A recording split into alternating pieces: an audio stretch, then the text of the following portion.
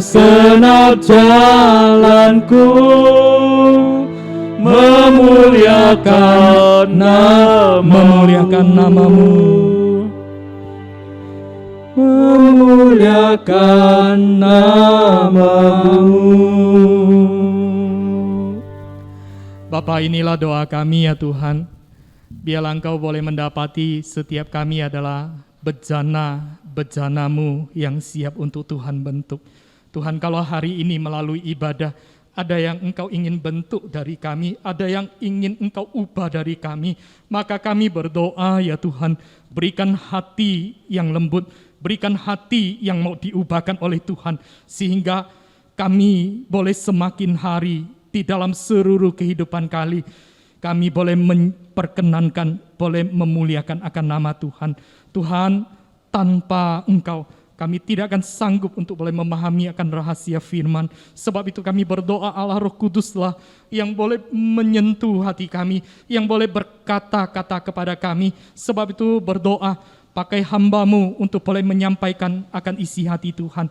Dengar doa kami, di dalam Kristus Yesus kami berdoa. Amin. Selamat siang Bapak Ibu Saudara, Shalom. Saya mengajak kita sama-sama melihat satu nat firman di dalam Injil Lukas 19. Injil Lukas 19. Injil Lukas 19 ayat pertama sampai yang ke-10.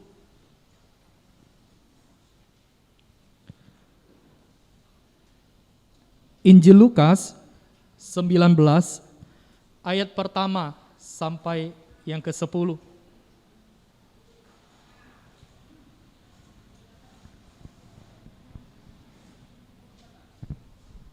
Saya akan membacakan bagi kita semua. Yesus masuk ke kota Yeriko dan berjalan terus melintasi kota itu. Di situ ada seorang bernama Zakeus, kepala pungut cukai, dan ia seorang yang kaya. Ia berusaha untuk melihat orang apakah Yesus itu, tetapi ia tidak berhasil karena orang banyak, sebab badannya pendek. Maka berlarilah ia mendahului orang banyak, lalu memanjat pohon ara untuk melihat Yesus yang akan lewat di situ. Ketika Yesus sampai ke tempat itu, ia melihat ke atas dan berkata, "Zakeus, segeralah turun, sebab hari ini aku harus menumpang di rumahmu." Lalu Zakeus segera turun dan menerima Yesus dengan sukacita. Tetapi semua orang yang melihat hal itu bersungut-sungut, katanya, ia menumpang di rumah orang berdosa. Tetapi Zakeus berdiri dan berkata kepada Tuhan, "Tuhan, setengah dari milikku akan kuberikan kepada orang miskin, dan sekiranya ada sesuatu yang kuperas dari seseorang akan kukembalikan 4 kali lipat." Kata Yesus kepadanya, "Hari ini telah terjadi keselamatan kepada rumah ini, karena orang ini pun anak Abraham. Sebab anak manusia datang untuk mencari dan menyelamatkan yang hilang." Saudara, ini adalah satu bagian firman yang sudah tidak asing. Mungkin kita sudah dengar berpuluh-puluhan kali akan bagian ini. Saudara, hari ini saya ingin mengajak kita untuk boleh kembali mengingat akan kisah ini, saudara. Kita belajar satu tema tentang Yesus datang membawa pembaharuan. Yesus datang membawa pembaharuan. Saudara, kita sudah beribadah kepada Tuhan berapa lama, saudara? Saudara, kira-kira ada pembaharuan apa yang sudah engkau alami bersama dengan Tuhan? Ketika engkau percaya kepada Tuhan, hidupmu apa, atau bagian apa, atau karakter apa yang sudah Tuhan ubahkan, saudara? Saudara, di tengah-tengah kehidupan kita, saudara, kita mungkin mendengarkan akan banyak cerita, banyak kesaksian dari anak-anak Tuhan. Bagaimana kehidupannya yang dulunya sebelum percaya kepada Tuhan dan setelah percaya kepada Tuhan. Saudara, ada seorang anak Tuhan yang dulunya dia ceritakan bagaimana dia adalah seorang dukun. Saudara, dikisahkan dari masa kecil dia diturunkan oleh leluhurnya, ilmunya sangat hebat sekali. Dia katakan, kalau aku mau ke Jakarta, dari tempat ini mau ke Jakarta, saudara, dia tinggal plek, langsung bisa ke Jakarta, saudara. Soal ini dia katakan ada sesuatu kenyataan. Sangat hebat sekali, saudara. Dia bisa mengerjakan segala sesuatu yang dia mau sekehendak hatinya. Saudara, satu hari orang ini, saudara, dia mendengar akan satu khotbah yang disampaikan seorang hamba Tuhan. Wah, ketika dia mendengarkan akan statement khotbah dari hamba Tuhan, wah, dia pengen coba. Wah, memang dia Dia pengen mencoba akan Allah yang dikatakan oleh pendeta itu, saudara. Maka dia tantang akan pendeta itu. Saudara, akhirnya mereka beradu ilmu, saudara. Di situ akhirnya dukun ini atau peramal ini, saudara, akhirnya dia bertobat. Dia bertobat dan akhirnya, saudara, di dalam pertobatan dia belajar, akhirnya dia menjadi seorang pelayan Tuhan. Pasti engkau tahu, saudara, namanya adalah Daud Tony. Saudara, sampai sekarang dia Tuhan pakai untuk boleh menceritakan bagaimana itu berbicara tentang mematahkan akan kuasa-kuasa gelap. Saudara, kehidupannya dulu yang berantakan, kehidupannya dulu yang jauh daripada Tuhan, hidup di dalam kegelapan. Ketika dia mengalami perjumpaan dengan Tuhan, dia percaya kepada Tuhan, saudara, hidupnya berubah total, saudara. Saudara, maka sama seperti bagian kisah yang kita baca tadi, saudara, di dalam Lukas 19, saudara. Saudara, ada juga seorang bagaimana kehidupannya, kehidupan masa lampaunya yang berantakan, yang hancur-hancuran. Saudara, akhirnya juga boleh mengalami yang namanya perubahan yang total itu. Saudara, dia adalah Zakeus, saudara. Saudara, bagaimana kehidupan masa lampaunya, saudara? Kehidupannya masa lampau, saudara, dikatakan di situ ayat 2, saudara. Dia adalah seorang kepala pemungut cukai dan seorang yang kaya. Ayat yang ke-7, tetapi semua orang melihat hal itu bersungut-sungut. Katanya ia menumpang di rumah, atau Yesus menumpang di rumah orang berdosa atau di rumahnya Zakeus.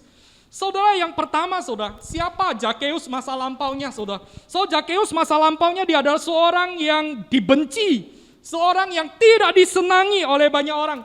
Saudara, kalau kita lihat dia adalah seorang Yahudi, seorang yang punya jabatan, seorang yang kaya. Dia adalah seorang kepala pemungut cukai. Saudara, dia punya banyak bawahan, saudara. Dia adalah kepalanya, saudara. Maka karena dia punya pekerjaan jabatan yang demikian, dia dibenci, dia tidak disenangi. Kenapa tidak disenangi, saudara? Karena dia dianggap sebagai pengkhianat akan bangsanya. Kenapa? Karena dia bekerja dengan penjajah yang menjajah bangsanya pada saat itu, Romawi, saudara. Maka Bapak Ibu Saudara yang terkasih di dalam kasih Tuhan, saudara, kalau kita lihat dalam konteks ini, sebenarnya dia bisa dengan kekayaannya untuk boleh berjumpa dengan Yesus Kristus, bukan? Untuk bertemu dengan Kristus Yesus. Dia bisa menyuruh orang, saudara, untuk melakukan hal tersebut, saudara. Dia bisa menyuruh orang, memberi pengawal-pengawal untuk boleh memberi jalan supaya dia bisa berjumpa dengan Tuhan Yesus. Tapi dia tidak lakukan itu, saudara. Kenapa, saudara? Sekali lagi, saudara, sangat memungkinkan dia adalah orang yang sangat dibenci pada saat itu. Orang tidak senang melihat akan orang ini, saudara. So, dia bukan hanya orang yang tidak disenangi, bukan hanya orang yang dibenci. Tapi ayat yang ke-7 tadi memberitahukan dia adalah orang berdosa. Dalam pandangan orang-orang di sekeliling dia, menganggap Zakeus ini adalah orang berdosa atau pendosa, orang yang tidak baik. Orang yang tidak baik dalam arti juga bisa orang yang patut untuk direndahkan, dihina, orang yang patut untuk dijauhi. Dan bahkan ada penafsir yang mengatakan bahwa Zakeus dianggap sebagai pendosa besar di antara semua orang yang tinggal di kota Yeriko. Saudara bayangkan, saudara, orang-orang menganggap dia adalah pendosa besar, yang paling besar yang tinggal di Yeriko. Saudara, bagaimana perasaannya, saudara? Kalau engkau dalam posisi Zakeus, engkau dibenci, engkau tidak disenangi, engkau dikatakan pendosa. Orang-orang tidak suka dan menganggap engkau adalah orang yang paling kotor mungkin di antara engkau tinggal. Bagaimana perasaanmu, saudara? Mungkin ada berbagai macam perasaan yang muncul, bukan? Mungkin kita bisa malu, mungkin kita minder, atau kita mengakui akan kesalahan kita. Saudara, ketika kita menyadari akan kesalahan kita, saudara, apakah yang terjadi lagi, saudara? Keputusan apa yang diambil, saudara? Apakah kita terima kenyataan atau menerima tanda kutip nasib yang sudah menjadi bagianku, tidak melakukan apa-apa, saudara? Dan bukan saja orang yang dibenci, tidak disenangi, orang yang berdosa. Tapi di ayat yang ke-9, 10 saudara, dia sebelumnya adalah orang yang dimurkai Allah. Dia adalah orang yang patut untuk mendapatkan hukuman daripada Allah karena perbuatannya. Tadi saya katakan pekerjaannya sebagai kepala pemungut cukai Ada banyak penafsir mengatakan dia banyak melakukan tipu. Ada banyak melakukan hal-hal yang tidak jujur. Dia mengambil apa yang bukan menjadi bagiannya. Sehingga maka dia patut menerima yang namanya murka Allah. Atau dengan kata lain bahasa keren saat ini dia adalah orang yang korupsi Makan uang yang tidak sepatutnya. Pikirkan ketika kita mendengar ada pejabat yang mau korupsi. Bagaimana perasaan kita sebagai rakyat Ini pejabat nih gimana ya? Udahlah banyak harta, banyak keuangan, dipercayakan jabatan tinggi, ya hidupnya dalam hidup kemewahan. Tapi dia malah korupsi. Kita geram bukan? Kita gemas terhadap orang yang melakukan hal yang demikian. Maka Bapak Ibu Saudara yang terkasih di dalam kasih Tuhan. Sekali lagi dalam kegemasan di pandangan banyak orang. Ketika kita berada di dalam posisinya Zakeus, bagaimana dengan kita Apa yang kita pikirkan, apa yang kita lakukan kalau kita melihat bagian konteks ini kalau bagian ini hanya mencatat bagian 1 sampai yang ke-4 kita tidak akan tahu ending cerita daripada kisah Zakeus ini Tapi kita bersyukur kisah ini tidak hanya berhenti di ayat ke-4, tapi melanjutkan terus sampai ayat yang ke-10. Kalau kita lihat sepintas dia adalah orang yang dibenci, orang yang tidak disukai, orang berdosa, orang yang layak untuk menerima yang namanya murka Allah. Kita tidak tahu orang yang demikian seperti apa akhirnya. Tapi kita bersyukur kepada Tuhan. Ternyata kisah ini memberitahukan kepada kita ada pengharapan bagi orang-orang yang demikian. Ada masa depan bagi orang-orang yang demikian. Memang kalau kita lihat bagian konteks ini, Tuhan Yesus itu memang membenci dosa. Tetapi dia bukan membenci orang berdosa itu Sekali lagi Tuhan Yesus membenci dosa, tapi dia bukan membenci orang berdosa. Justru sebaliknya Alkitab memberitahukan kepada kita. Justru sebaliknya dia datang bagi orang-orang yang berdosa.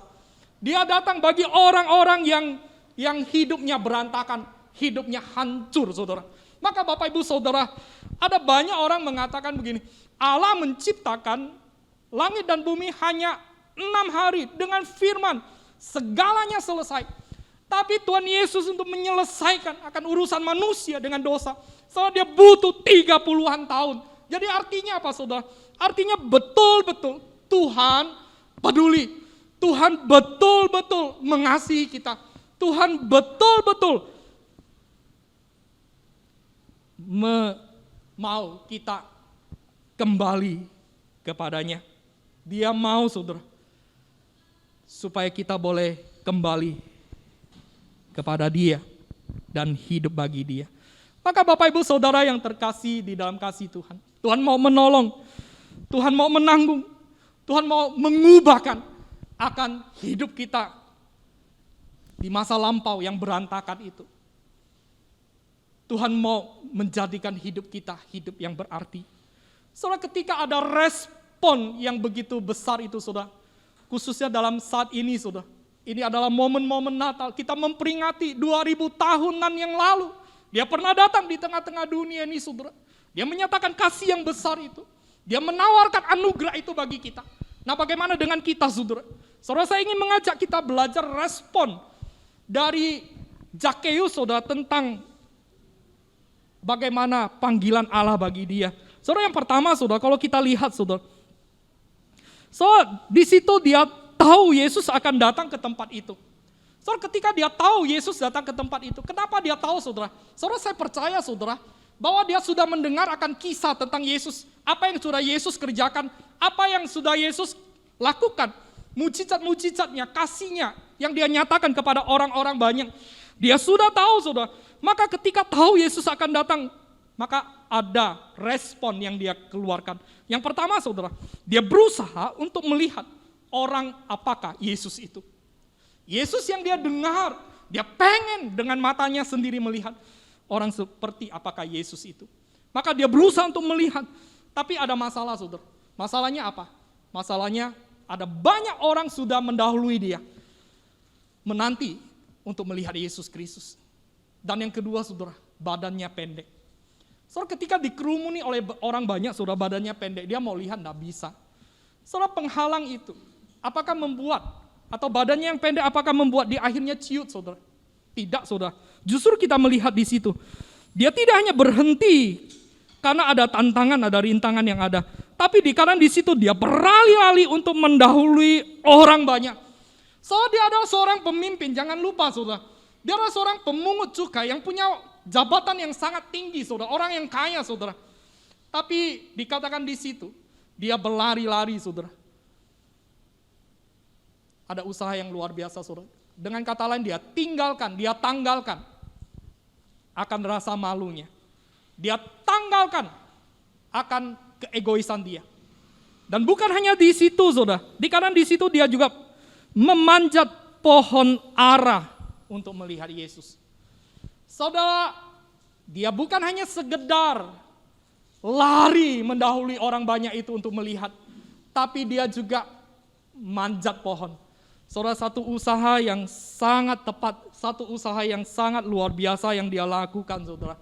Untuk apa? Untuk boleh berjumpa dengan Tuhan Yesus Kristus. Saudara, sama halnya dengan kita, saudara. Saudara, ketika engkau yang katakan, Tuhan, aku percaya kepada engkau.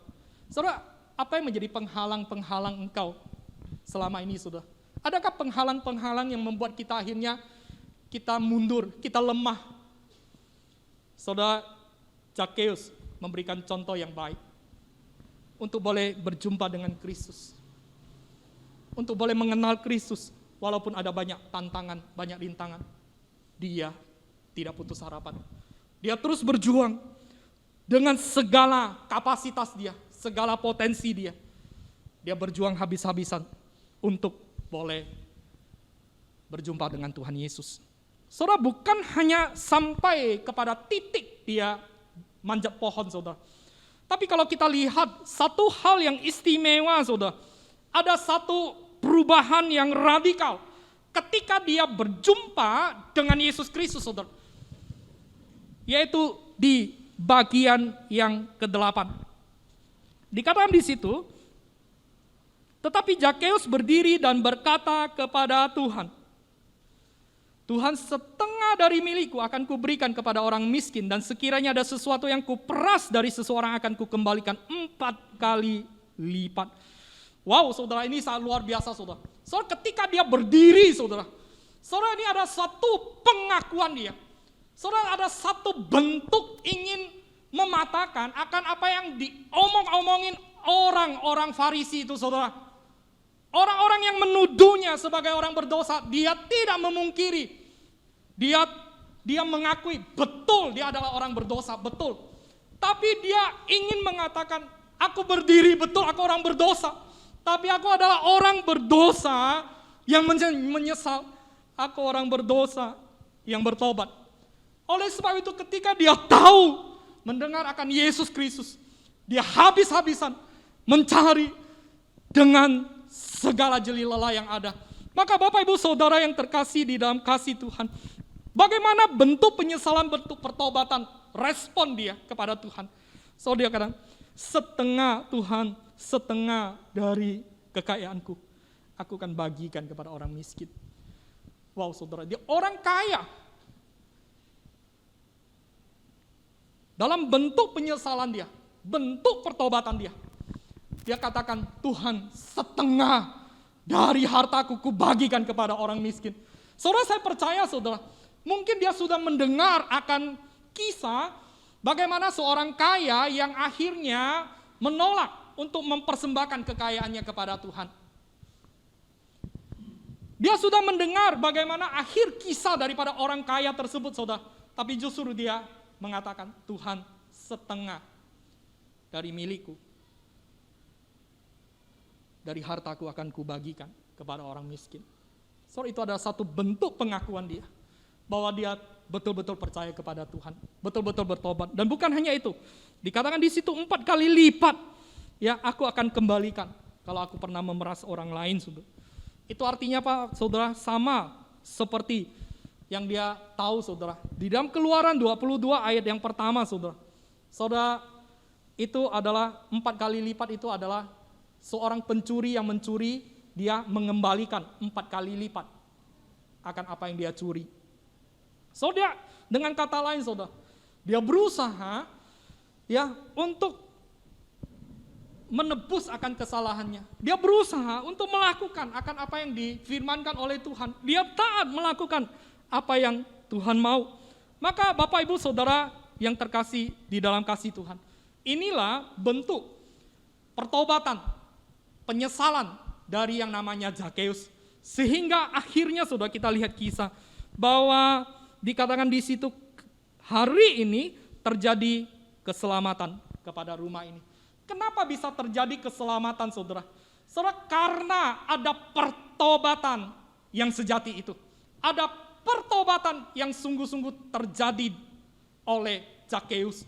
Maka Bapak Ibu Saudara yang terkasih di dalam kasih Tuhan, saudara, bagaimana kehidupan kita, saudara? Saudara, apakah kita adalah orang-orang yang sudah bertobat, saudara? Atau kita hanya bertobat di dalam mulut kita, saudara? Tuhan, aku tidak mau berbohong, tapi pada prakteknya kita berbohong. Tuhan, aku tidak mau mencuri, tapi pada prakteknya kita mencuri. Antara perkataan dan perbuatan tidak pernah sinkron. Maka Bapak Ibu Saudara yang terkasih di dalam kasih Tuhan, Zakeus tidak demikian. Dia sadar dulu dia ada penipu. Dia sadar dulu dia tidak jujur. Tapi sekarang dia berubah. Dia berubah total. Maka Bapak Ibu Saudara yang terkasih di dalam kasih Tuhan, Zakeus akhirnya mengalami pembaharuan hidup yang total yang daripada Tuhan. Maka Alkitab memberitahukan, maka keselamatan terjadi kepada rumah ini. Sangat luar biasa, saudara. Seorang yang dihinakan, seorang pendosa, seorang yang layak untuk mendapat murka Allah. Tapi orang yang demikian akhirnya memperoleh kasih karunia yang daripada Tuhan.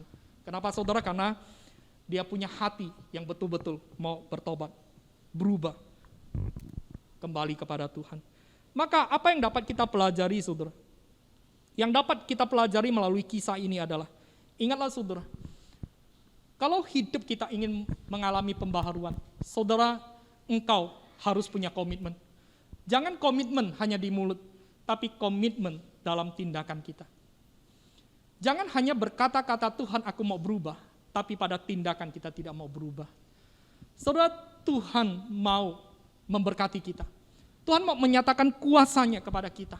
Tuhan mau memberikan kehidupan yang baik kepada kita. Tapi Tuhan mau kita terlebih dahulu boleh sungguh-sungguh mempercayakan hidup kita kepada Tuhan. Ending atau kesimpulan yang dapat saya bagikan, saudara. Saudara, biarlah di Advent yang keempat ini, saudara, boleh mengingatkan kita akan kasih Tuhan yang begitu besar.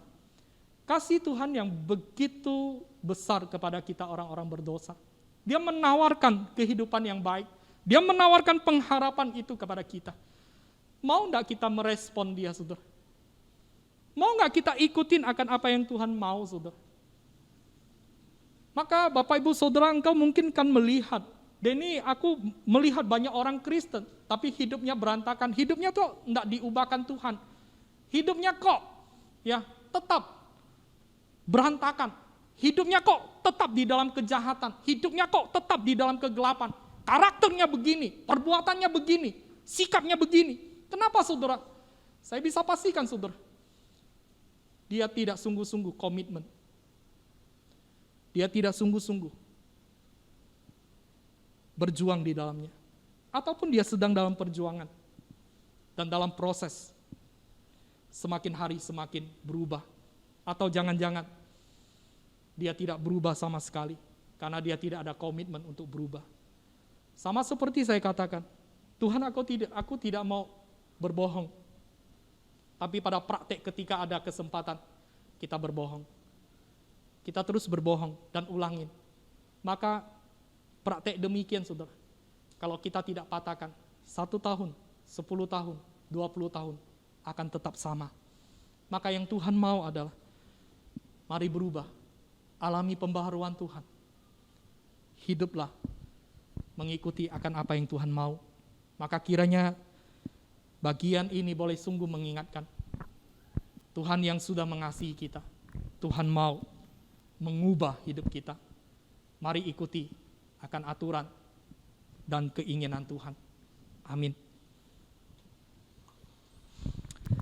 Bapa di surga, kami bersyukur kepadamu kalau saat ini kami boleh sama-sama mendengarkan akan firman-Mu. Tuhan sungguh berdoa, Tuhan menolong kami supaya di dalam kami mengiringi akan Tuhan, kami boleh sungguh mau belajar, memiliki hati yang taat, hati yang rindu untuk diubahkan oleh Tuhan. Tuhan, kalau masih ada bagian-bagian karakter, ada bagian-bagian hidup kami, ada sisi-sisi gelap kami yang masih belum kami serahkan kepada Tuhan untuk Tuhan ubah, maka kami berdoa, ya Allah, Tuhan berikan hati yang mau menyerahkan kepada Tuhan, dan Tuhan kiranya mengubah kami. Terima kasih Bapa di surga, terima kasih Tuhan, kami menyerahkan hidup kami kepadamu, mohon Tuhan yang boleh terus menyertai. Dalam Kristus Yesus kami berdoa. Amin.